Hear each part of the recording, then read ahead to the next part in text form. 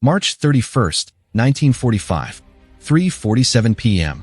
Somewhere in the Harz Mountains, Germany. Tank M4A3E8, EZ8, hull number 307-5855.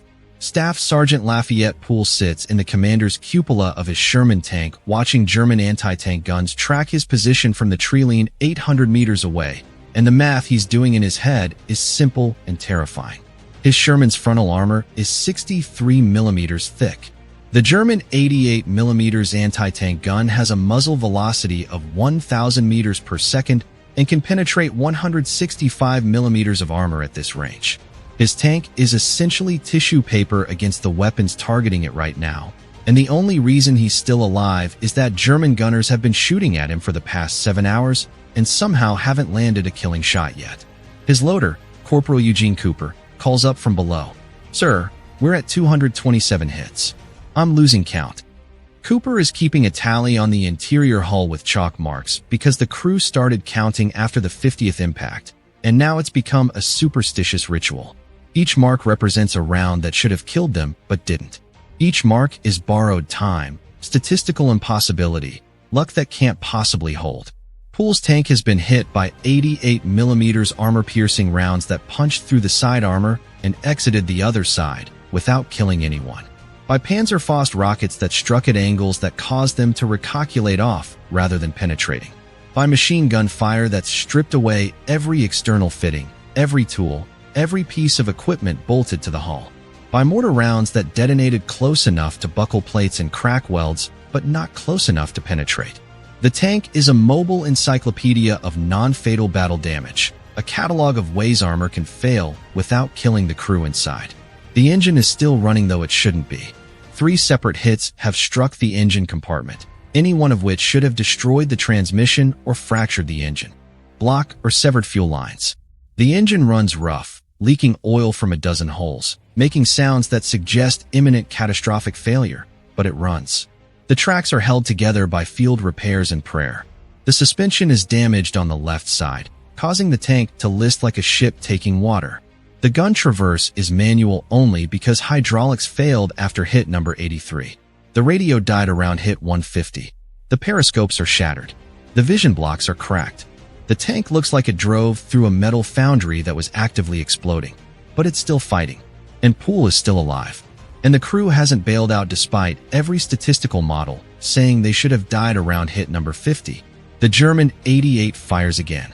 Poole sees the muzzle flash, doesn't have time to order evasive action, braces for impact.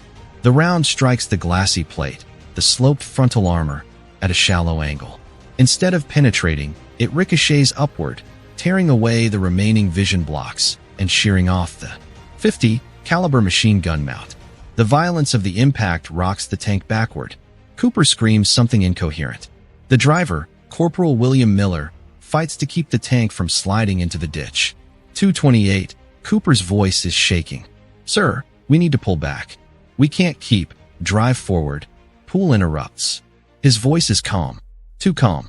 The calm of someone who has accepted death so many times in the past 7 hours that it no longer registers as possibility, but as inevitability to be deferred as long as possible. "Gunner, target that 88. Load AP." His gunner, Sergeant Robert Early, traverses the turret manually because the power traverse is dead. It takes 40 seconds to line up the shot. 40 seconds during which the German 88 is reloading, calculating another firing solution, preparing to finally land the killing shot that ends Poole's statistical miracle. Early fires. The 76mm gun spits flame and recoil. The German 88 position explodes in a shower of dirt and fragments. Direct hit. The gun is destroyed. The crew is dead or fleeing. One less weapon trying to kill them. But there are more. Always more. This is March 1945 in Germany. The Wehrmacht is dying, but still dangerous. Every village has anti-tank guns. Every tree line hides Panzerfausts. Every bridge is defended by soldiers who know they're losing but fight anyway, because surrender means their families face vengeance, and fighting means at least dying with weapons in hand. Poole's tank has been in combat for 9 months. It's fought across France, through the Ardennes during the Battle of the Bulge, into Germany itself. It's been hit so many times that the crew has stopped being surprised by impacts and started being surprised when rounds actually penetrate. The tank has become a mobile experiment in how much damage armor can absorb before catastrophic failure. And the answer so far is more than anyone thought possible, more than design specifications suggested, more than makes statistical sense. This particular battle began at 8 a.m. when Poole's platoon was tasked with clearing German positions in the Harz Mountains. Intelligence suggested light resistance. Intelligence was catastrophically wrong. The mountains are fortified with anti-tank guns, machine gun nests, and infantry equipped with Panzerfausts. Poole's platoon of 5 Sherman tanks ran into a prepared defensive position and immediately lost 2 tanks to 88 mm fire. The survivors, Poole's tank and 2 others, have been fighting for 7 hours, trading shots with German positions, advancing meter by meter through terrain that favors defenders. The other 2 tanks withdrew an hour ago, damaged and low on ammunition. Poole's tank remained because retreating means leaving wounded infantry pinned down by German fire. And Poole has this irritating tendency to prioritize saving lives over saving himself, which is why he's been awarded multiple Silver Stars and why he's probably going to die in this tank in these mountains in March 1945, when the war is nearly over and survival should be the priority. But Poole doesn't think in terms of survival. He thinks in terms of missions. The mission is to suppress German positions so the infantry can withdraw. Until the infantry withdraws, his tank stays. Until his tank is definitively destroyed, not damaged but destroyed, unable to move or shoot, he continues fighting. Another German anti-tank gun opens fire from a different angle. The round strikes the turret side, penetrating the thinner armor, passing through the interior, and exiting through the opposite side without hitting any crew members. The violence of the round's passage creates a pressure wave that feels like being punched by an invisible fist. Metal fragments shower the interior. Cooper screams. Early clutches his arm where a fragment has opened a gash. Miller, in the driver's position, is protected by the bulk of the turret between him and the penetrating round. 229. Cooper's voice is mechanical now. He's beyond fear, operating on automatic, marking another hit that didn't kill them because marking hits is what he does, the ritual that keeps him sane. Poole's ears are ringing. The tank is filled with smoke and the smell of burning metal. He can't see through the commander's cupola because all the periscopes are destroyed. He's commanding by sticking his head out of the hatch, which is suicidal but necessary because you can't fight effectively blind. Gunner, target that position. Driver, pull back 50 meters and take cover behind that knocked-out Panther. Poole's voice remains calm. Giving orders is automatic. Staying alive is automatic. Keeping his crew alive is the only thing that matters now. Miller reverses the tank, the damaged transmission grinding, the engine coughing. Black smoke. They pull behind the hulk of a destroyed German Panther tank that's been sitting here since earlier fighting. The Panther's armor is thicker than the Sherman's, and using it as cover is standard tactics when you're outgunned. Early lines up the shot through the gunner's periscope, one of the few optical devices still partially functional. He fires. Another German position explodes. Another weapon silenced. But there are always more. This has been the pattern for 7 hours. German positions fire. Poole's tank is hit. The round either penetrates without killing anyone or ricochets or causes damage that somehow isn't fatal. Poole's crew returns fire, destroys the German position, and moves to the next engagement. The tank accumulates damage like battle scars. The crew accumulates trauma like layers of psychological armor. The remarkable thing about Poole's tank isn't just that it survived 229 hits. It's that it remains combat effective. The engine runs. The gun fires. The crew functions. Most tanks would be combat ineffective after a dozen serious hits. Poole's tank has absorbed over 200 and continues operating because something about the combination of Sherman design, luck, crew skill, and Poole's absolute refusal to quit keeps it alive. The Sherman M4A3E8, EZ8, is a good tank by March 1945 standards. Not the best. German Panthers and Tigers have superior armor and guns. But good enough. The 76mm gun can kill German armor at reasonable ranges. The armor is adequate against most weapons except the 88mm. The reliability is excellent. The crew comfort is good. American tanks prioritize crew survival through design features that German tanks lack: escape hatches, fire suppression systems, ammunition storage that reduces cook-off risk. But no tank is designed to absorb 229 hits and keep fighting. The fact that Poole's tank is doing exactly that represents either the greatest statistical anomaly in armored warfare or evidence that Sherman's survivability is vastly better than anyone calculated. The truth is probably both. Sherman's survivability is genuinely good, but Poole's tank surviving this specific battle is luck stacked on skill stacked on Poole's particular combination of aggressiveness and caution that keeps him in positions where he can fight effectively while somehow avoiding the killing shots that should have ended this hours ago. Another round impacts. Number 230. This one strikes the turret front, the thickest armor, at a near perpendicular angle. The round penetrates partially, creating a bulge on the interior surface, but not fully breaking through. The impact is so violent that Early is thrown against the gun breech. His nose breaks. Blood spatters across the gunner's controls. "I'm okay," Early gasps before anyone asks. "I can still see. I can still shoot." That's the standard for okay in Poole's crew. If you can perform your function, you're okay. Broken nose? Okay. Cuts and bruises? Okay. Only death or unconsciousness is not okay.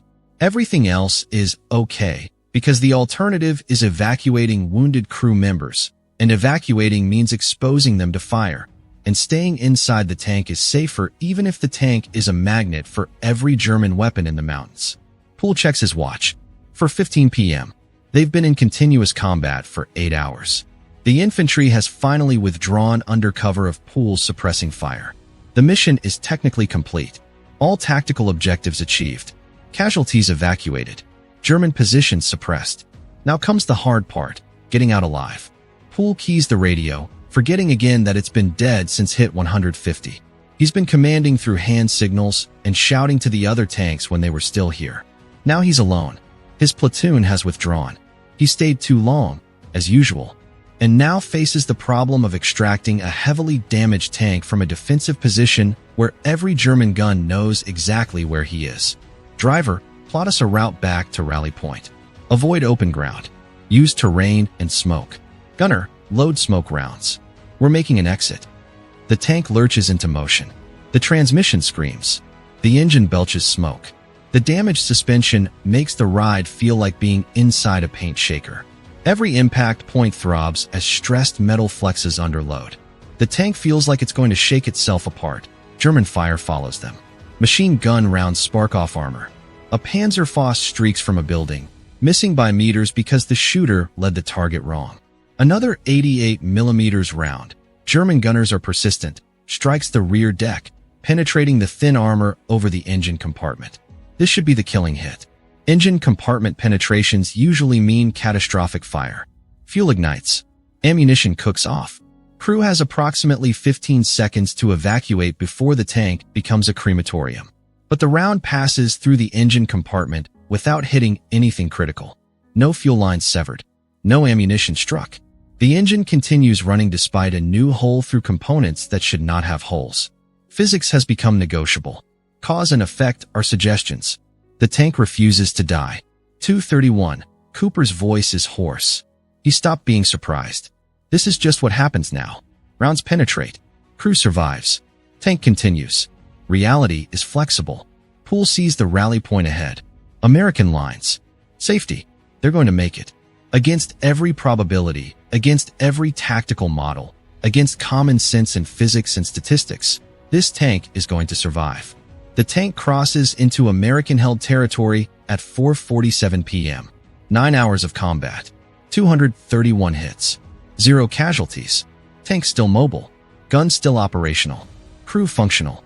Poole orders halt. The engine dies immediately, finally giving up after being held together by willpower and engineering tolerances.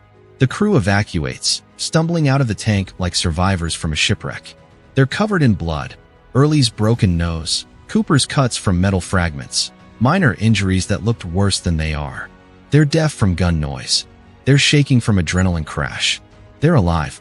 The battalion maintenance officer arrives to inspect the tank and stops dead when he sees it. Armor is pockmarked with impacts. Penetrations are visible where rounds went completely through. The external equipment is gone, stripped away by fire. The tank looks like it was used for target practice, which it was, for 9 hours. The maintenance officer does a preliminary count of hits. He stops at 50, starts over, stops at 100, calls for help counting because this can't be right. Eventually, 3 people count independently and arrive at the same number, 227 visible impact points from enemy fire. Not counting machine gun hits. Not counting glancing blows that left scratches. Actual impacts from anti-tank weapons. The maintenance officer's assessment is brief. This tank should be combat ineffective.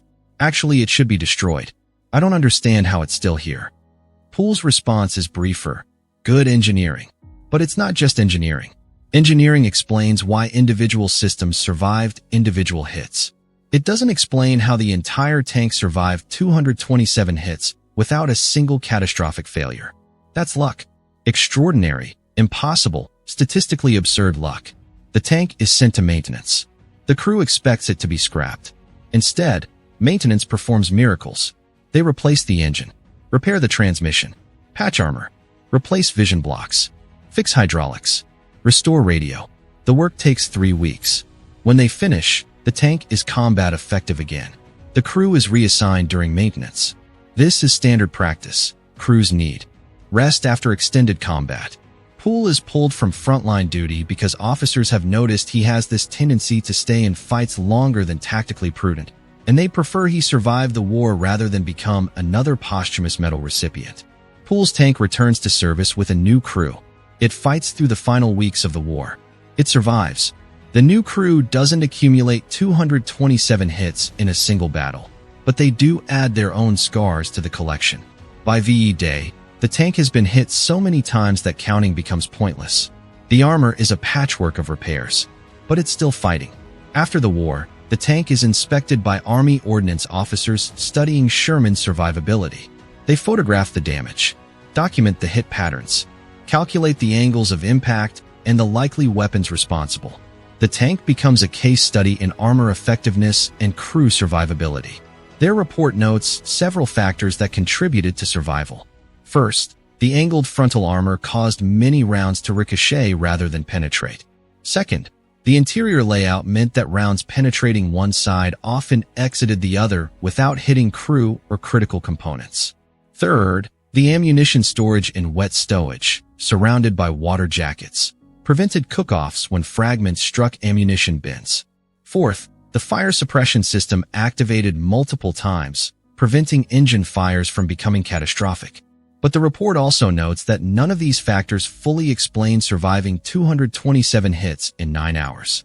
Individual features explain individual survivals. The cumulative survival requires factors beyond engineering, crew skill, tactical positioning, and yes, extraordinary luck. Poole survived the war. He received multiple decorations, including 5 silver stars. He rarely spoke about the March 31st battle, treating it as just another day of combat. When pressed about the 227 hits, his standard response was, "The tank was well built. The crew was well trained. We did our job." This undersells the achievement. Surviving 227 hits isn't about doing your job. It's about doing your job while every statistical model says you should be dead, while every tactical doctrine says you should have withdrawn, while every instinct says you should have bailed out. It's about staying in a metal box that's being systematically perforated by weapons designed to kill tanks, and continuing to fight not because you're brave, though you are, but because people are depending on you, and leaving means they die. The tank itself was eventually scrapped after the war. Military budget cuts meant thousands of Shermans were melted down for their steel. Poole's tank, despite its remarkable service record, was just another worn-out war machine to be recycled. No one thought to preserve it as a museum piece. The photographs and reports are all that remain. But the story persists. In armor warfare circles, Poole's tank is legendary. 227 hits. 9 hours of continuous combat. 0 casualties. Tank still mobile at the end. These facts are undisputed. The explanation remains debated. Some argue it proves Sherman's survivability was underrated. The tank absorbed punishment that contemporary analysts thought impossible. Maybe other Shermans could have performed similarly under the same circumstances. Maybe the Sherman's reputation as inadequate compared to German armor is unfair, based on comparing different use cases rather than accounting for survivability features that kept crews alive. Others argue it proves that individual crew skill and luck matter more than vehicle characteristics. A well-handled tank will survive situations that would destroy a poorly handled tank. Poole's crew knew their vehicle, knew its capabilities, and fought it effectively. Different crew in the same tank might have died in the first hour. The truth is probably both. The Sherman's survivability features, escape hatches, wet ammunition storage, fire suppression, good crew visibility, created conditions where survival was possible. Poole's crew skill and his command decisions converted that possibility into reality. And luck intervened repeatedly when rounds struck at angles that caused ricochets instead of penetrations, or penetrated without hitting anyone, or caused damage that somehow wasn't immediately fatal. What's undeniable is that on March 31st, 1945, Staff Sergeant Lafayette Poole commanded a Sherman tank through 9 hours of combat, during which the tank was hit 227 times by enemy fire, and at the end of those 9 hours, the tank drove itself back to American lines, the crew was alive, and the gun was still operational. That's not normal. That's not standard. That's not what usually happens when tanks fight in prepared defensive positions against superior German anti-tank weapons. Usually the tank dies. Usually the crew dies. Usually the engagement lasts minutes, not hours. Poole's tank became the exception that proves every rule about armored warfare. It proved that Sherman tanks could absorb unbelievable punishment. It proved that well-trained crews could survive situations that looked unsurvivable. It proved that sometimes, despite every statistical model and every tactical doctrine, tanks don't die even when they should. The maintenance officer who counted the hits wrote in his report, "This tank should not exist in its current state. By all engineering principles and combat experience, it should have suffered catastrophic kill after the first dozen significant hits." The fact that it remained combat effective through 227 hits represents either the greatest statistical anomaly in armored warfare history or evidence that our understanding of tank survivability is fundamentally incomplete. That last phrase, fundamentally incomplete, captures the mystery. Engineers thought they understood how tanks survive combat. They designed features to enhance survivability. They calculated expected survival rates under various combat conditions. Poole's tank broke all those calculations. Maybe the calculations were wrong. Maybe Sherman's survivability was better than models suggested. Maybe the combination of features, angle armor, wet stowage, fire suppression, crew escape routes, created synergistic effects that were greater than the sum of parts. Or maybe March 31st, 1945 was simply Poole's day. Every veteran has stories about days when luck held, when rounds missed by inches, when death brushed close and moved on. Poole's day just happened to involve 227 separate instances where death brushed close and moved on. String together enough individual lucky moments, and you get what looks like a miracle. The crew certainly treated it as miracle. Cooper, the loader who kept count with chalk marks, told an interviewer decades later, "After hit 50, I stopped being scared. After hit 100, I stopped being surprised. After hit 150, I stopped thinking we'd die. Somewhere in there, I decided we were protected. By what, I couldn't say. Engineering, God, luck, Poole's command decisions. But something was protecting us because we should have died 50 times over." Early, the gunner who fought with a broken nose, said, "Poole kept giving orders like this was normal. Target this position. Load AP. Fire. Like we weren't inside a metal can being torn apart by German guns. His calm kept us calm. If he'd panicked, we'd have bailed out and probably died running. Instead, we stayed and somehow lived." Miller, the driver, was the most pragmatic. "The tank kept running, so I kept driving. Engine kept starting, so I kept the throttle open. Wasn't thinking about hits or statistics. Just thinking about the next 50 meters, the next turn, the next position of cover. Small focus. Don't think about the big picture or you freeze." All three credited Poole's leadership. All three acknowledged extraordinary luck. All three insisted the Sherman's design features saved their lives. The escape hatches they didn't need, the fire suppression that activated repeatedly, the ammunition storage that didn't cook off despite fragments hitting the ready racks. Poole himself gave the most minimal explanation. We were well trained. The tank was well built. We got lucky. That's all. That undersells the achievement, but captures the humility typical of people who accomplish extraordinary things and don't realize they're extraordinary. To Poole, surviving 227 hits was just doing the job under difficult circumstances. The fact that no other tank in World War II has a documented record of surviving anything close to that many hits in a single engagement didn't make him feel special. It made him feel lucky. And maybe that's the real lesson. Not that Sherman tanks were invulnerable. They weren't. Not that crew skill can overcome all tactical disadvantages. It can't. But that sometimes, in war, people survive situations they shouldn't survive, and the survivors often attribute their survival to luck rather than skill, because acknowledging skill means acknowledging how close death came, while luck is something that happens to you rather than something you control. Poole's tank survived 227 hits and drove home, because engineering created the possibility of survival. Skill converted possibility into probability, and luck converted probability into reality. Remove any one factor, and the crew dies. Combine all three, and you get a story so statistically improbable that 70 years later people still debate whether it actually happened the way reports describe. But the reports are clear. The photographs are clear. The maintenance records are clear. The witnesses are clear. On March 31st, 1945, a Sherman tank was hit 227 times in 9 hours of continuous combat. And at the end of those 9 hours, the tank was still mobile, the crew was still alive, and the gun was still firing. That's not legend. That's not exaggeration. That's documented history. The Sherman tank that survived 227 hits and still drove home existed. Lafayette Poole commanded it. The crew fought it. And against every probability, they all survived. The tank that did this is gone now, melted down for scrap metal decades ago. The crew has aged, their numbers dwindling as World War II recedes into history. Soon there will be no one alive who remembers that March day in the Harz Mountains when a tank refused to die and a crew refused to quit. But the story remains. 227 hits, 9 hours of combat, 0 casualties, tank still mobile, gun still firing, crew still fighting. That's not just a story about a tank.